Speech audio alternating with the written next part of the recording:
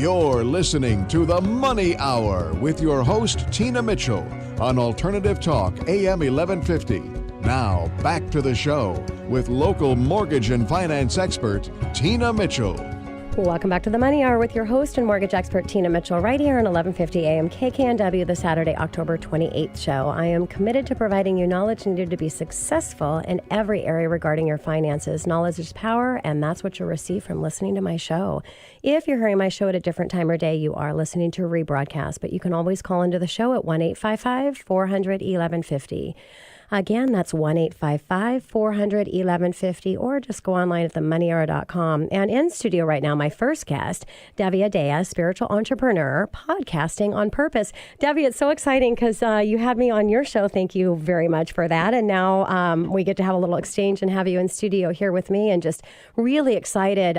This show is called The Money Hour because it's about money. It's about making money, saving money, having a better quality for you and your family. And a lot of my listeners are in the business arena. And so if you want to be able to set yourself aside from your competitors and you want to do something fun, give back to the community and all that great stuff that we get to do as hosts, podcast is actually a really great way to go. And that's what Devi does. She coaches around it. She's got her own, obviously, amazing show. So Devi, thank you so much for coming into studio. Oh, thank you so much for having me here, Tina. I am so delighted to be here and to get this time with your listeners as well. It's going to be a lot of fun. And a little bit about Devi before we get started. Again, spiritual entrepreneur. Devi is a host of her successful Spiritual Entrepreneur podcast and is the creator of the podcast On Purpose Online Academy. Devi is a seasoned speaker, podcaster, and spiritual business coach and strategic consultant for spiritual entrepreneurs, CEOs, creatives, and thought leaders wanting to make a difference in the world through sharing their unique message and gifts. Devi's earlier career started as a high-tech in Silicon Valley, working as a senior manager for Oracle Corporation. She was later trained by and worked for Anthony Robbins companies as a result coach, and has been on the entrepreneurial path since the year 2000. She is an author of a children's book, What Feelings Do You Feel?, which helps highly sensitive children recognize their own feelings, and has a musical single out called Higher Ground.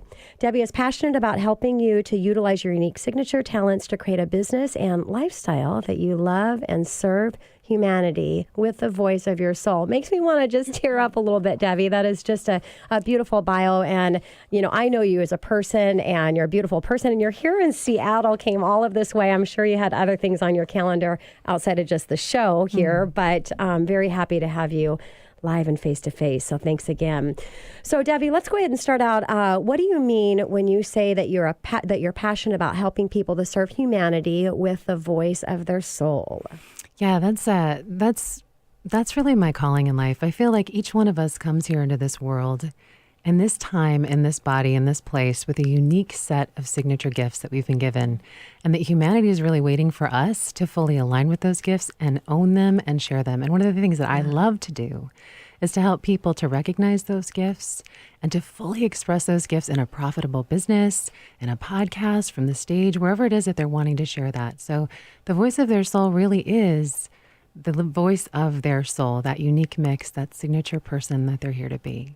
Yeah, that's beautiful. And I know when you work on anything that we work on as a person, it's going to serve us well in every aspect of our life, business and personal. So how do you suggest a person identify their show topic? So one of the great ways to pick your show topic is to think about the thing that you would do if you didn't have a podcast. So what is the one thing that you love to talk about all the time, the things that you're studying all the time, the places that you go and what it's around? What's that topic for you that really lights up your heart and soul?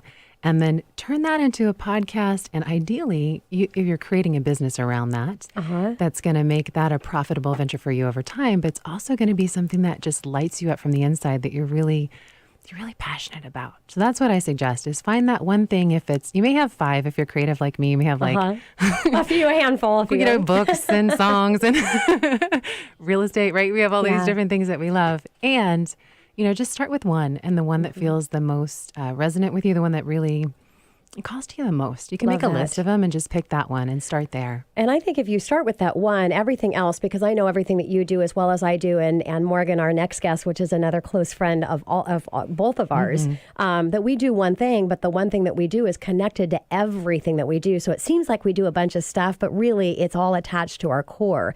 So Devi, why would you choose podcasting versus video or maybe just blogging? That's a great question. So here's the thing. When it comes to watching a video or reading a blog, you can't really do much else while you're doing it. So while video is becoming really popular, it requires 100% of the attention of the person that's watching it versus, say, like this radio show or a podcast where you can be in the day-to-day life of someone. So they take you with them into their day-to-day experience. You're at the gym with them, you're in their home with them, you're in the car with them. You're basically creating a really deep relationship with whoever your ideal listener is in their day-to-day life. And if you think about the duration of most videos, they're like 5 to 10 minutes, maybe 20, 30, because people just can't give you all their attention for that amount of time. But with podcasting, people listen 20, 30, 60 minutes. Wow. And 85% of all of the people who listen to podcasts actually listen to almost all of the episodes. So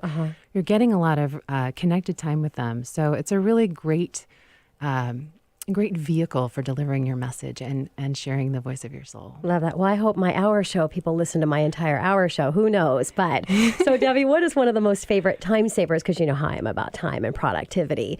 Tools for podcasting. Yes, you are. And I love that about you. So one of my favorite things that I've done with my podcast, it took a lot of time early on to schedule guests.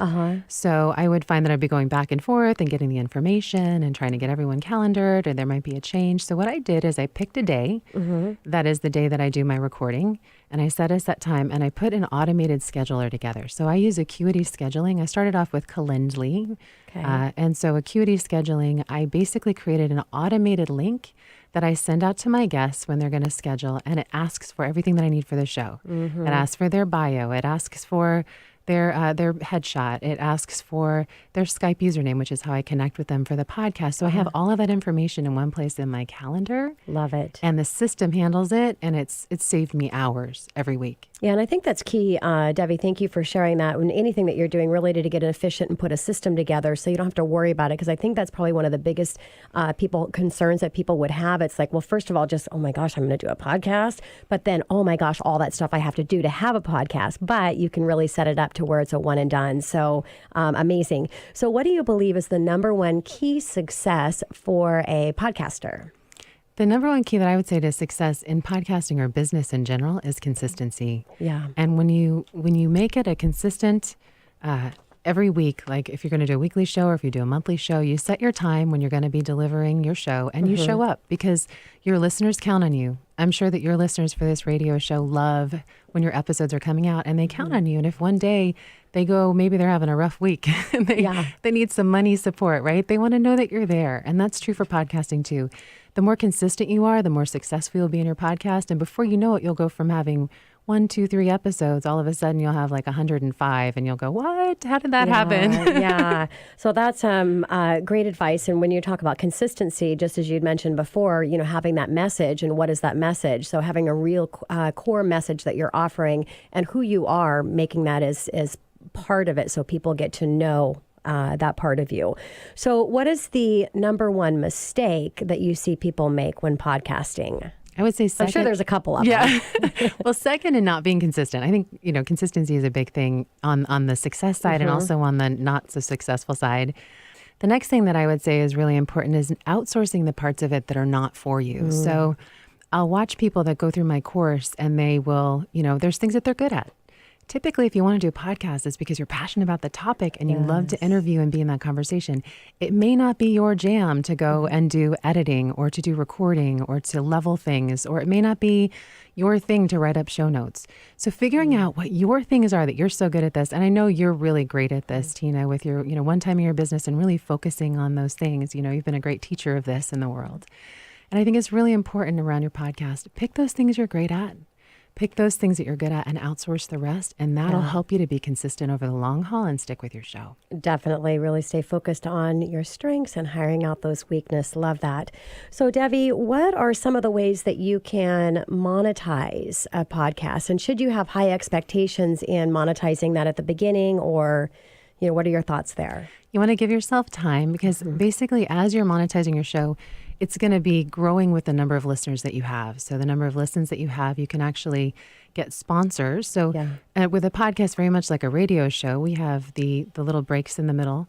Sometimes you'll have advertisers. You can sponsor out those spots on a podcast. These things, we call them bumpers in the podcasting world. So you can put one at the beginning, the middle, or the end, or anywhere in between. And I would recommend not to necessarily have one at the beginning. Let your listeners get warmed up before you advertise before to them. Before you put that bumper in. Yes, before you bump them with the bumper.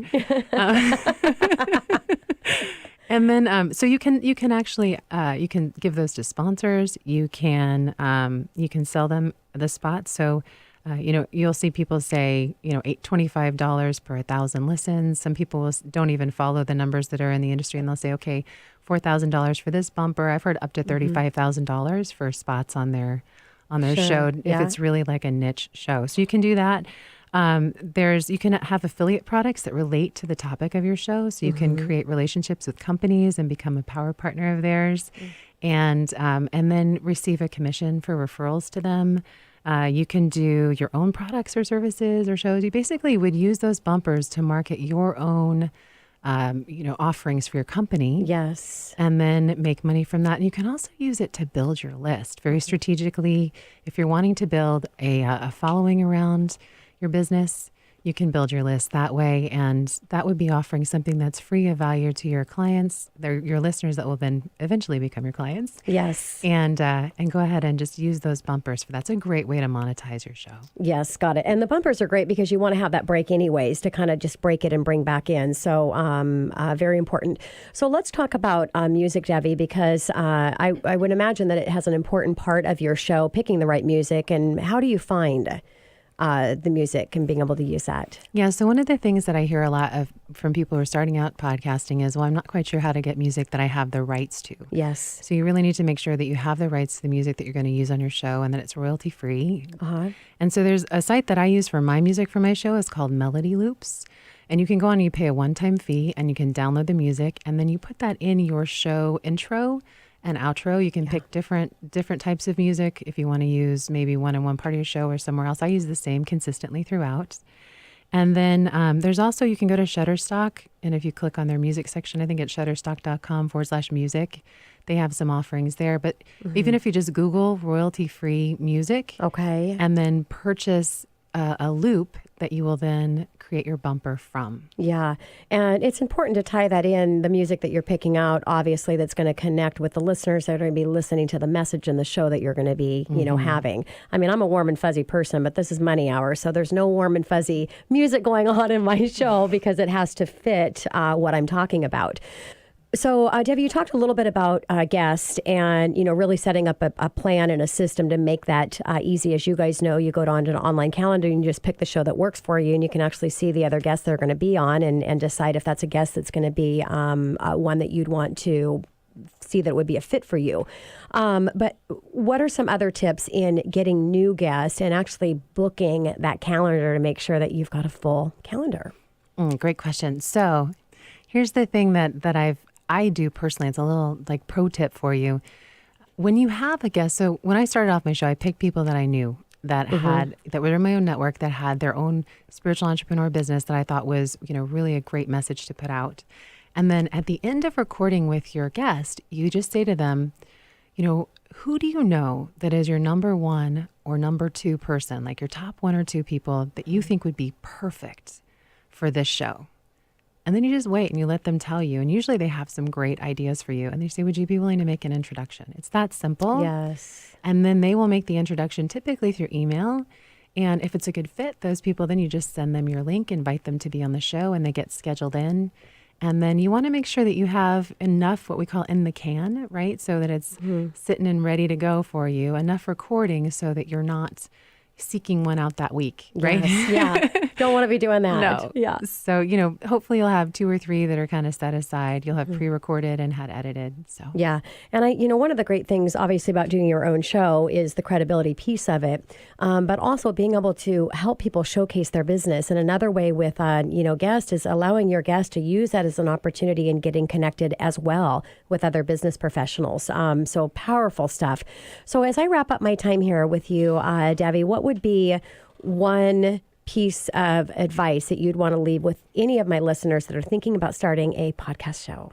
I would just say do it. If you are feeling called inside of yourself to share a message with the world and that voice of your soul is pushing on you, it's time. Yeah. And there's no better time than right now to go out and create your own show. So love that. Do it. If you want help, I'm here to help you. So. Yeah. Oh, and that's right, because she does have Devi coaches. And so really you need to follow the lead of somebody that's doing it and doing it successfully. And, I want to end with that as well, Devi. Everybody has something that is a gift and something that's special to them, just as you point out in your bio. So you guys all have a podcast in you.